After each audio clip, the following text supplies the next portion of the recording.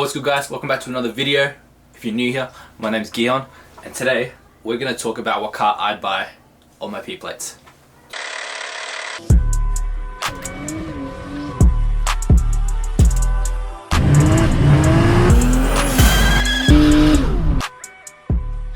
Alright you guys, just a disclaimer, this is no dig at anyone's cars, this is just my opinion, and this is what I would personally do if I could go back in time on my red Ps, the first day that I get my license, and the first car that I pick up. I'm going to be basing all my opinions off price, performance, looks, cop baitness, and whether the car is future proof, meaning will I be able to keep it for when I get onto my full license, or will I want to keep it for when I get onto my full license.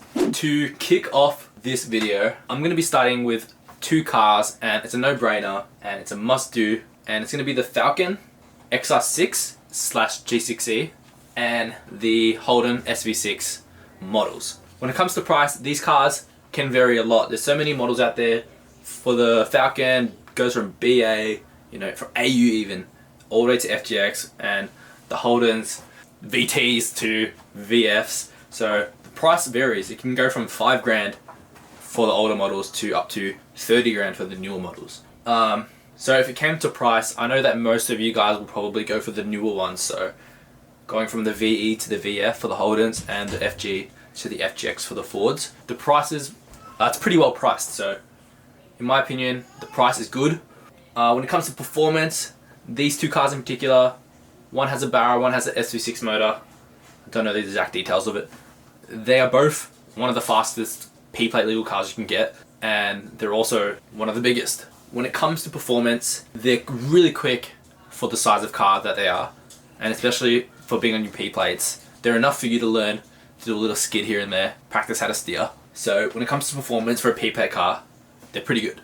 Looks, these two cars, they're direct rivals, so some may like the Holden more, some may like the Ford more. Two big boats, 4 doors. So both mint. I like Fords obviously because I have a Ford myself, and I know a lot of people that love Holdens, and they're both pretty much the same. Both can get heaps of wheels, lots of wheel options out there. You can slam them, they look mint. You can get so many mods out. There's so many mods nowadays for all your Holdens and Fords, so you can kind of make it look however you want, and you could be happy with that. Cop baitness. These two cars, in my opinion, I'd consider a car that is heavy cop bait. The only reason why I'm saying that is because they have a really bad stereotype where these owners of these cars are only the people that go to do skids in the factories, when not everyone's like that. Some people that have these cars, or most people in my opinion that have these cars, are genuine car people, and they love the cars and they do them up and they take care of them. So the cop baitness is high because of the stereotype, but you can't really avoid that, so it is what it is. Future proof. In my opinion, these two cars are something that you could have as a daily as well. If you were going to keep it, you could keep it as a daily for when you get on your full license, when you get your race car, you could keep it as a daily. So in that sense, it is future proof. But if you want this car to do up the motor, to make it fast, to make it an all-round great car, it's probably not what you want. If you do have this car on your Ps, it will be something that you probably upgrade to a better version in the future. So future proof, I would say not. Alright you guys, the next car I'm going to talk about is something controversial. I know a lot of you guys that follow me probably don't like these cars or are not into them, but I do have a lot of people that I'm building these type of cars and that have these type of cars. So I have grown the appreciation for them, and that's the Golf GTI. When it comes to price, this car is a little bit more on the expensive side.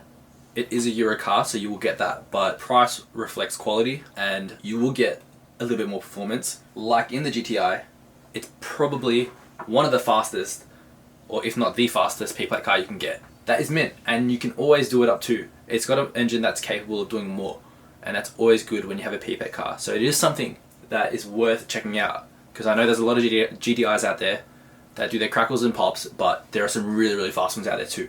When it comes to looks, I think they're mint. The interior is mint, like it's a Euro car. The interior is mint, it's got the race spec, the exterior is nice. There's so much upgrades you can do for it. You can get, like, for example, on a Mark 6, you can upgrade the headlights. Like my friend Jet has one, and he upgraded the headlights, got like newer headlight spec.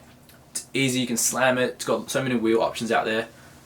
So in my opinion, performance mint, looks mint, cop baitness.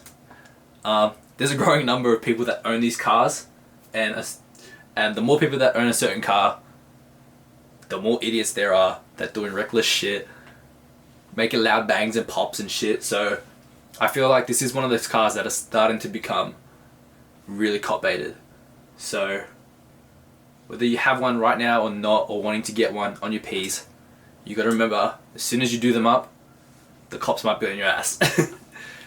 Future proof, I think you've got to consider something, because you can get a Golf R, which is an all-wheel drive version, better motor, faster than a GDI. You've got to consider for yourself whether you think it's worth putting the money into doing up your GDI. If you're into front-wheel drive, then it's the perfect Golf for you. But if you want to, go really, really fast, lose control of the lights, then it could be worth waiting for your P's to get a Golf R. The third car on my list is going to be the Toyota 86, and I'm pretty sure the BRZ is similar, so I'm just going to refer to Toyota 86. For the price, I know they've gone up in price actually. They used to be 20 grand less. Now they're going 20 grand upwards. Obviously there's newer ones coming out, so the price might drop again, but Toyota 86 price is fairly priced, I think. You can get some cheaper ones with more kilometers, but it's completely up to you.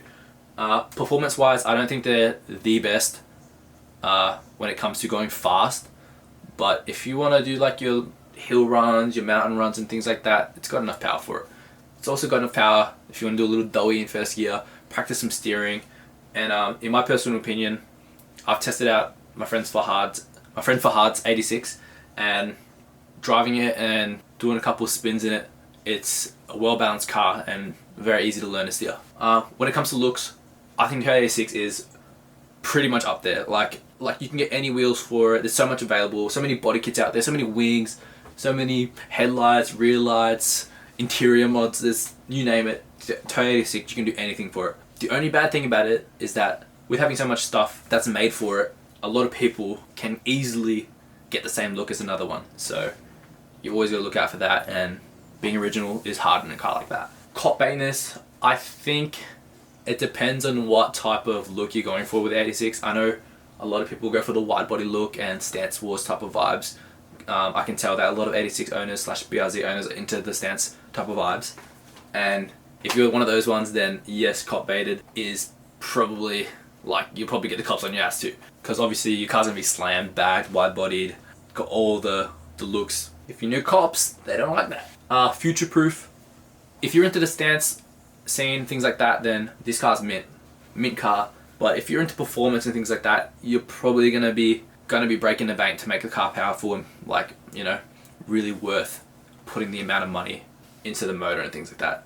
Unless you're a mechanic and can engine swap and things like that, then it could be worth it. But for like your regular Joe that's into cars, when it comes to performance, future proof is probably not it. But with the looks, there's endless amount of things you can do, so it could be future proof in regards to looks.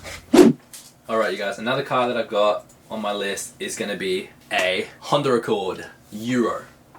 My friend Sahib has one of these, and my partner used to have just a regular Honda Accord, so I've driven them around a little bit. I've always looked at them and I've just been like, man, they would look mad if you just done them up.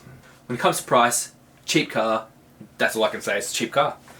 Performance wise, it's not your performance car, so whatever you guys are thinking, don't get this car thinking that you can go drag racing, you can go to the street racing and do some shit. I don't know, you guys are tripping if you think you can do that. So, not a performance car. Looks is why I'd consider this car. I think the car looks mint. I can picture it being bagged.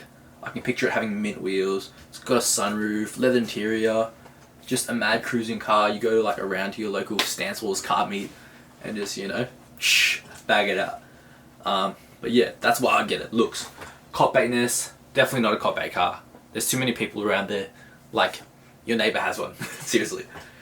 Future proof, I think when it comes to getting your full license, like after your P's, you could use it as daily. So if you get like a fast car and you want a daily, something you can drive around, cheap on fuel, then yes, it's future proof, but it's not something you'd consider doing it up as your race car, because or your all-round car, because it's like got the looks but it doesn't have the performance. So alright, one more thing I want to mention to you guys before I end this video is going to be for a specific certain type of person. And these people are those people that already know that they want to make heaps of power when they're off their full license, like when they get into their full license. So these people are the ones that are going to get an NA barrel, they're going to get a NA2JZ, they're going to get a NA-RB or NA-SR20, something like that. And they know what it takes to make a certain amount of power, like 1,000 horsepower. They know that they're going to pull the motor out, they're going to take all the weak stuff out, they're going to replace all the parts